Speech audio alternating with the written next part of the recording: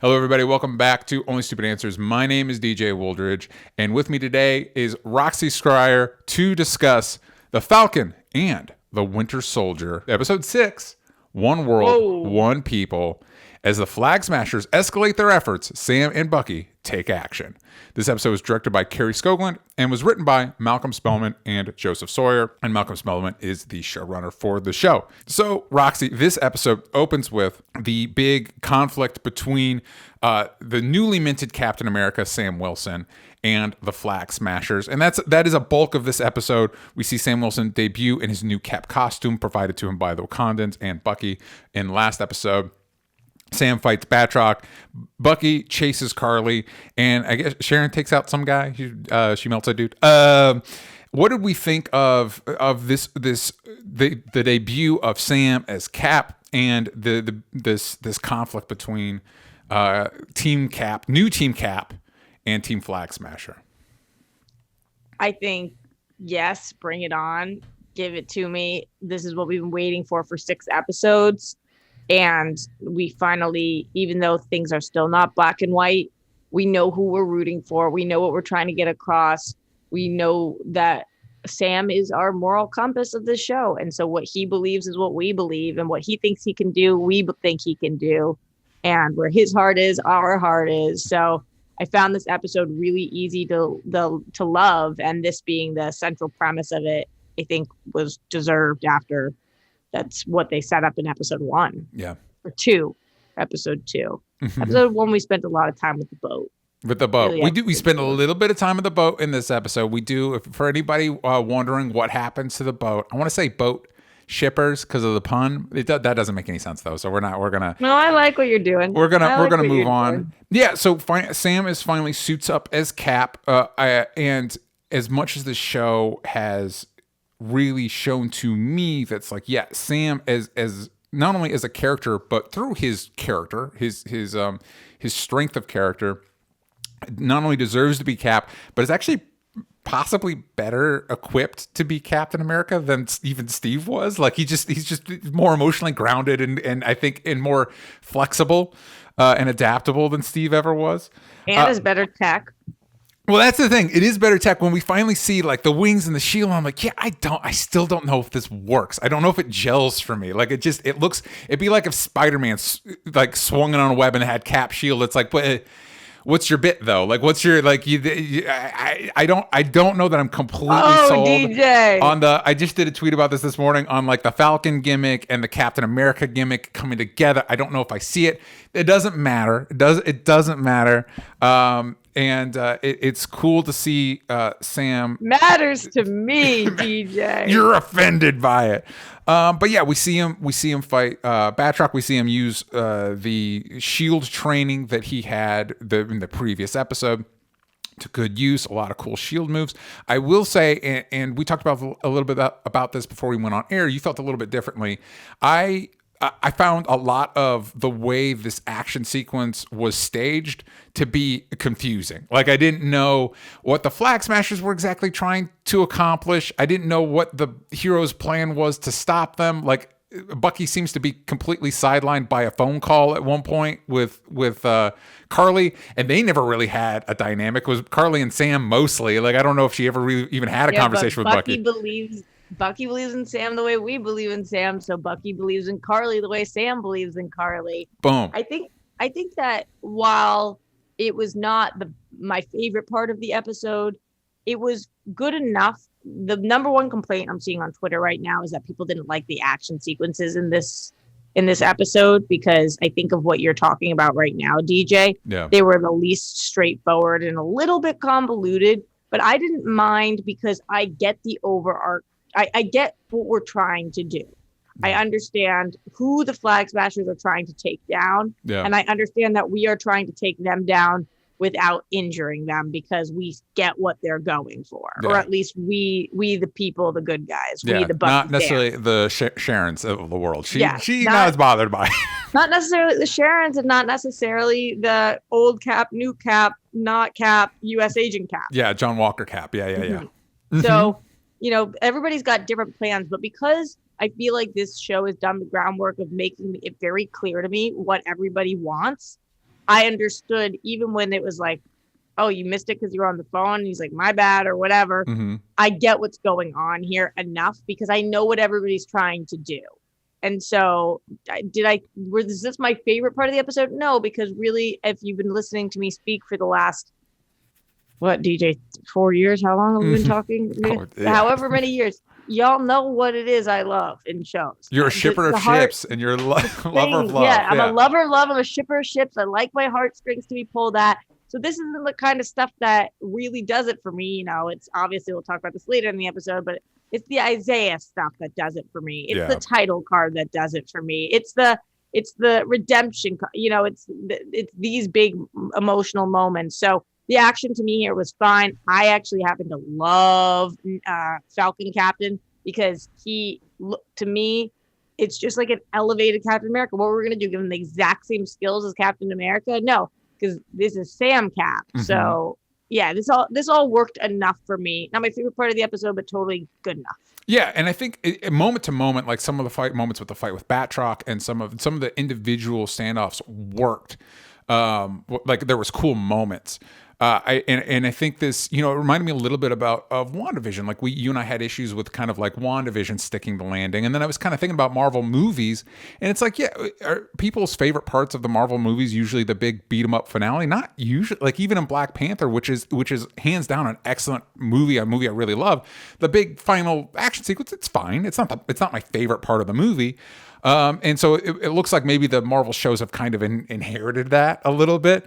But I'm with you. I think the moments that I enjoy most on the show was some of the ambiguity with the Flag Smashers, the stuff with Isaiah.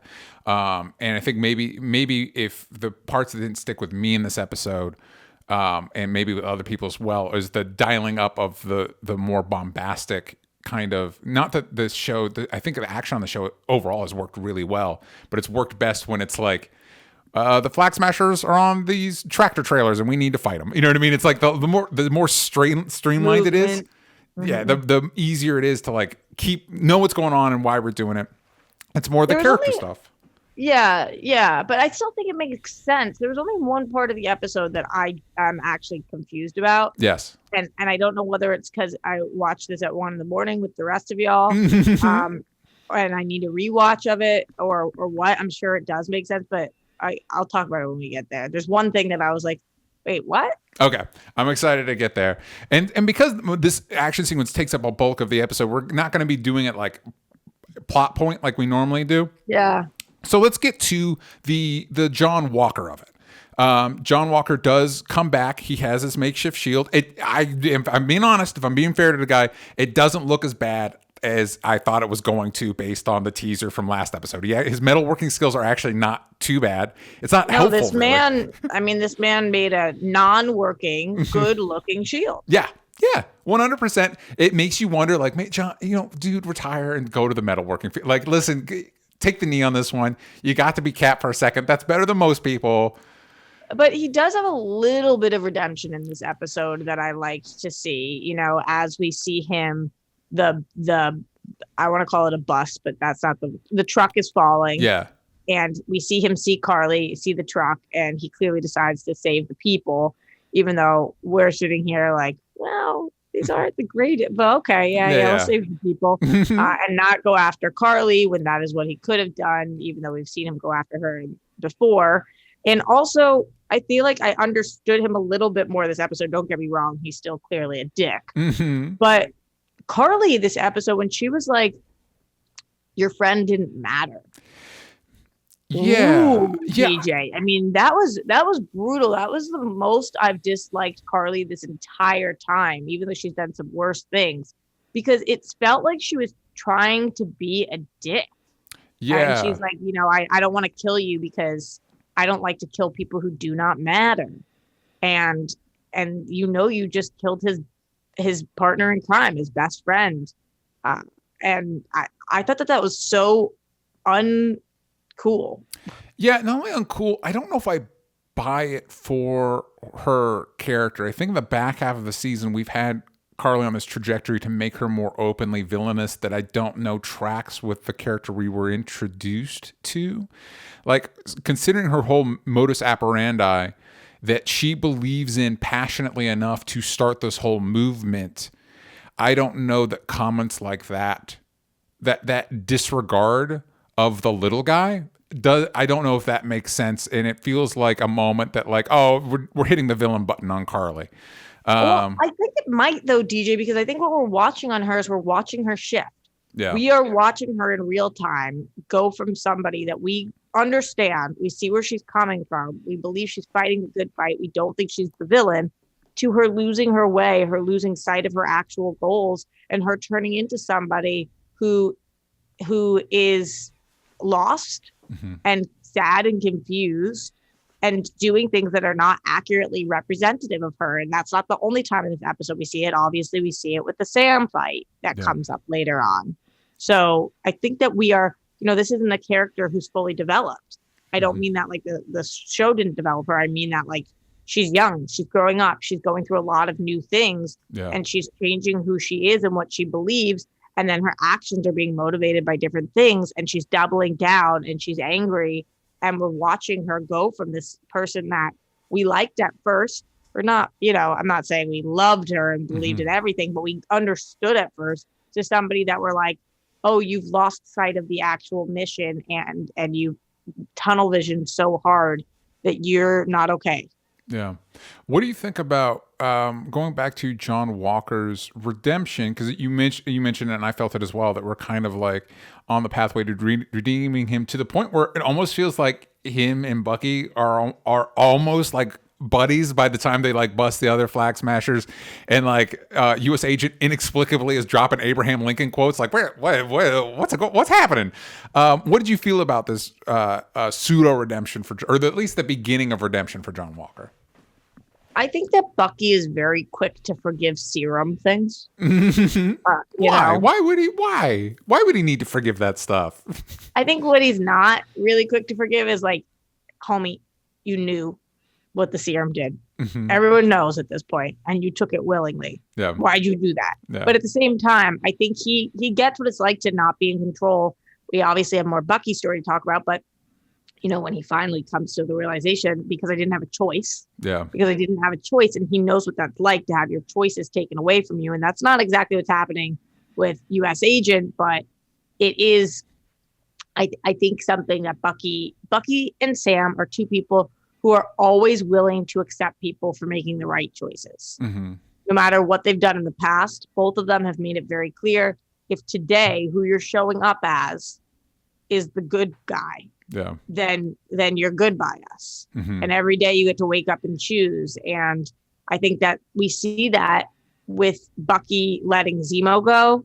We see that with Bucky pseudo teaming up with old Cap, new Cap, U.S. Agent Cap, John Walker. We see that with Bucky trying to talk down Carly. We see that with Bucky all the time. And that's a Bucky Sam quality that we love in both of them. And they really do believe in people's ability to change and redemption. And that's important, that our heroes feel like everyone has good in them. Yeah. Yeah. And it was cool as a kid growing up in the 90s that liked U.S. Agent. It was cool to see his costume, the U.S. Agent costume. It was a little bit weird tonally when he's like, I'm back, and it's like, yeah, this is a more ambiguous moment than it feels like the show is like, yeah, he's back. It's like, yeah, I don't know if anybody in the audience is like stoked for John Walker to be back. No, certainly not. Yeah, certainly not. I didn't feel like he was redeemed. I felt like he had a small, brief moment of redemption.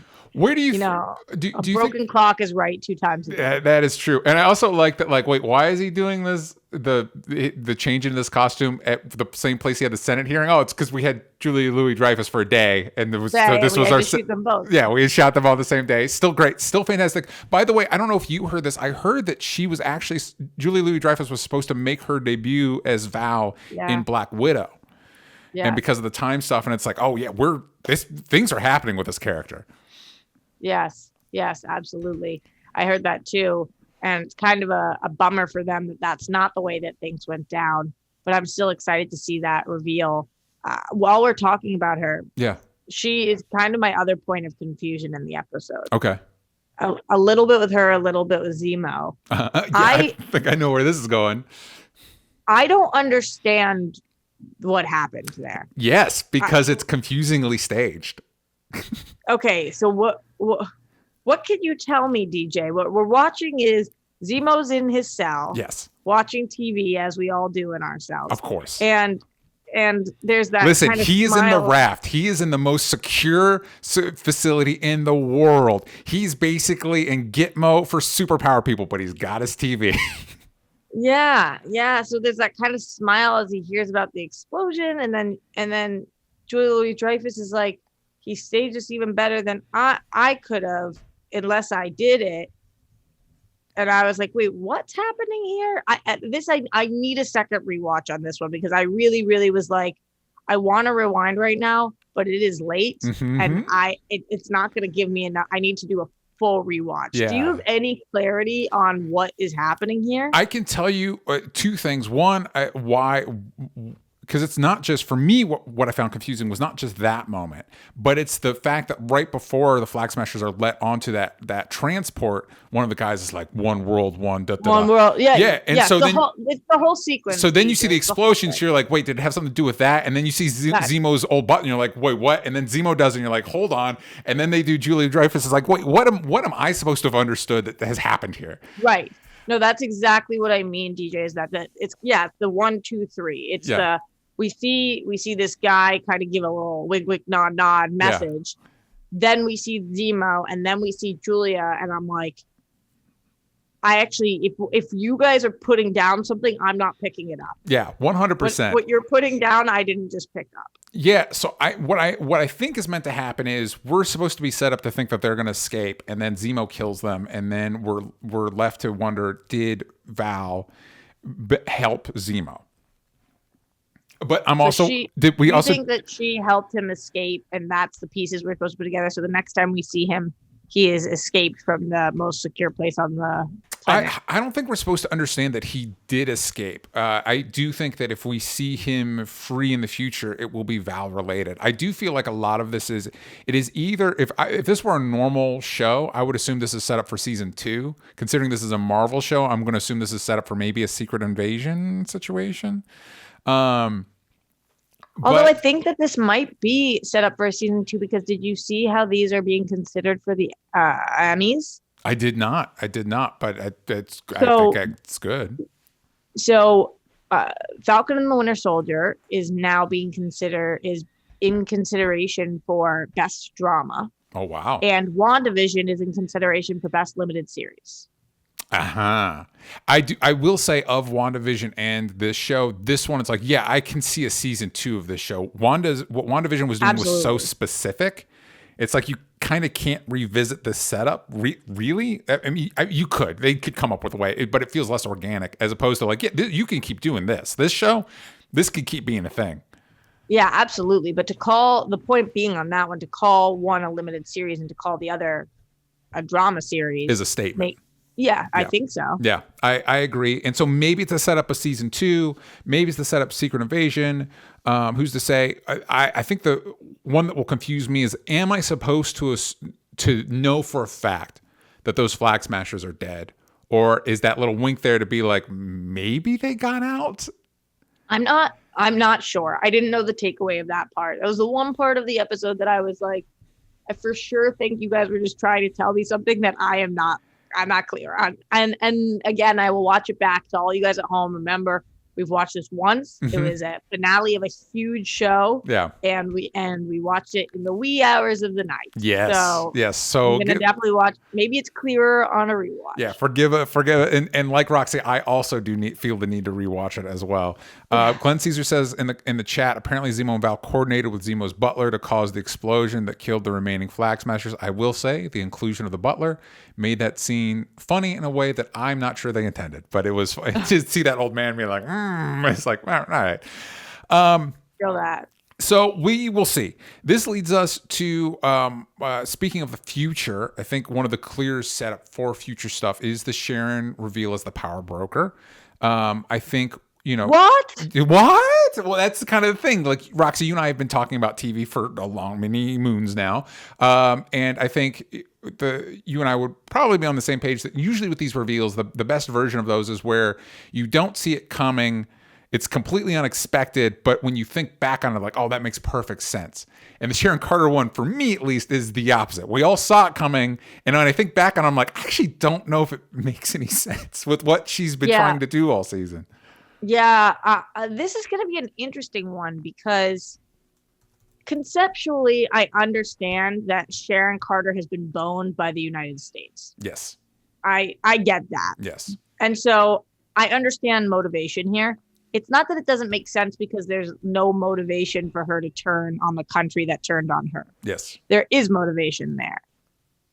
I just don't know that the rest of it makes full sense. Yeah, the action she took during the show. Sam. Yeah. So I don't know how I feel about this. I know that we all thought this was coming, and so I was hoping it wasn't coming because I was thinking it's got to be something else. Maybe she's working for that person. Maybe it's Julia Louis-Dreyfus, whatever. But we just thought there could be other options because that one seemed so obvious at this point. Yeah. I'm okay with this reveal because I think that Emily Van Camp is a ridiculously talented actress. Mm-hmm. So I'm okay with this because it means more Emily Van Camp in the future. And I always think that it's nice to have a spy in the system so that info is being leaked and we don't know where it's coming from. And she's already been accepted back in the fold. So to accuse her again would be blasphemous and all of that stuff. But at the same time, I immediately texted my friend and was like, so is she a Skrull? What's happening here? I had the exact... And he was like, no. Yeah. I literally had the exact same thought. Like, as I was going to bed, I gave myself a note like, Sharon Carter is a Skrull. Like, that I think that because this does kind of... the way this episode ends very much seems to be like, this lady is a bad guy now. Like, it's not like ambiguous, like she's a villain. And you're talking about the post-credit scene? The post-credit scene, the fact that she melts a dude, that's some villain stuff. That car melting was gnarly. Yeah, it was crazy, and maybe it was Skrull tech, but and also in Secret Invasion the comic, and there was an Avengers animated series that tackled the Secret Invasion storyline, and both of them they were different characters, but both of them had like high-level spy characters, ladies, end up being the Skrull Queen, like a big deal. And it's like that, I feel like, at least to me, and maybe we're all jumping to that because it makes things go down a little bit easier. Like, what's going on if you say like, this Sharon is a Skrull and we don't know what happened to, is it the same as Captain America Civil War Sharon? We don't know at this point, but this Sharon, Power Broker Sharon, is a Skrull. Cause then it's like, okay, I feel like that works. And I think at least for me, I jumped to Secret Invasion because there was the news of Emilia Clarke is potentially cast in Secret Invasion. So it's like, oh, this is on Marvel's mind. We're going to start building to this. And this might be the clearest connection to that. It will be interesting to see how Skrull talk escalates the closer we get to Secret Invasion, like with fan theories and stuff like that. Who's a Skrull? You know, who's a Skrull? Yeah. Who's a Skrull? Who's to say? As you say, DJ, who is to say? So now we kind of get to the end of the episode. We see that Sam revisits Isaiah. And this, of course, is after like a major impassioned speech that seems to change all of the GRC's mind about everything, which is a genuinely cool moment, seeing like, because as cool as it to see him throw around the shield and stuff like that, him kind of like you talked about being the moral center, that's Sam being Captain America. Like, that's, John Walker was able to throw around the shield. This stuff, John Walker was not capable of doing. But yeah, Sam goes back to Isaiah, and in some indeterminate amount of time had a full installation installed into the Smithsonian. Is that the museum that we always go to in these Captain America movies? Yep. Oh, sure. Okay, cool. I think that's right. Yeah, it's a museum. Bucky comes clean with his elderly friend. I don't remember the character's name, and gives Cap's book to a psychiatrist, which was where you could hold on. It was just 2 pages. You could have torn those pages out. I feel like. Yeah, but it was a nice thank you. It was a nice gesture. Yeah. And of course, the episode ends. And also, how many journals do you have where you've only written a couple of pages? Yeah, I mean, if you're a journaler like me, there are so many journals that I have. They're like 5 pages are filled out, and then that journal is scrapped. Yeah. Why? Don't know. You got to offload them. Giving your psychiatrist, here's a gift. Here you go. You get to be the Winter Soldier now. We also got the end of the episode wraps up with basically a celebration sequence with Sam and Bucky. So with this kind of like it's a happy ending, all's well that ends well. You know, there's some loose threads with the Sharon Carters and the U.S. agents of the world. Before we wrap up, Roxy, do you have any final thoughts on season finale, Falcon and Winter Soldier? Final thoughts. I mean, yeah, tons of stuff with Isaiah in the museum. I mean, that I feel like I didn't quite get to because the statue situation, like the things that really, really moved me in this episode were the things that were the themes of the entire episode, which is just like, we as America have screwed the pooch so fucking bad. Mm-hmm. And this show acknowledges that as a Marvel show on a Disney app. Yeah. This show is like, we botched this. Yeah. And that was so cool. Mm-hmm. So my final thoughts on the show were that, is it flawed? Yeah. But to me, the show was like just truly excellent because of its willingness to go there and take risks and make people tear up. And that statue moment for me embodies the whole rest of what the point of all of this was, which is just like, this is to make a difference and acknowledge that there are people from history that have made it so that we can be here, and we don't acknowledge them. Yeah. That's nuts. And yeah, so for me, even though there were some things that I was like, does that fully make sense? A little confused here. This was an excellent episode. I don't know that it was my favorite of the season, but it was, for me, the worst episode of the season by far was the first episode.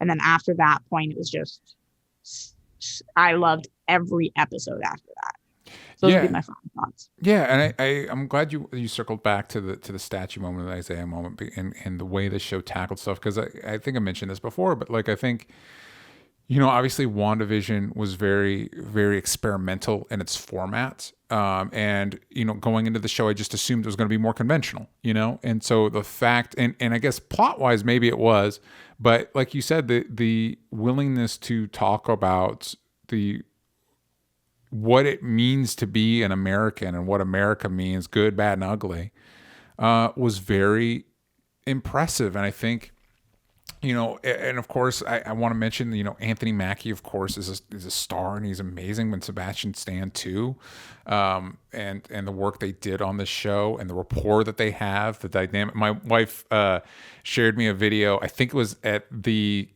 Captain America Civil War red carpet, where the two of them are just kind of like, it's Anthony Mackie ribbing Sebastian Stan. It's like, oh, these guys like each other, and you can tell. Yeah, they're friends. Yeah, it works. Like, it works, and it's like, and I think that's part of what sells you on the idea of like, yeah, I want multiple seasons, because just like any other show, I like seeing these two hang out. That's kind of all I need. You know what I mean? So I do hope we get another season. I am excited to find out where we see Sam and Bucky. Yeah, who knows? By the time we're done recording this, there might be like a big announcement or whatever, because they like to do that. They like to wait till the last episode drops, and then it's like, you'll see these guys next, and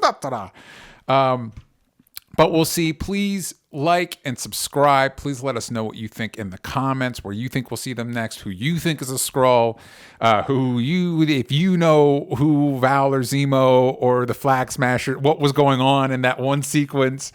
And you can. It was a weird one. It was a weird one, but we will be back to talk about Loki when that drops in June, right? June. And yep.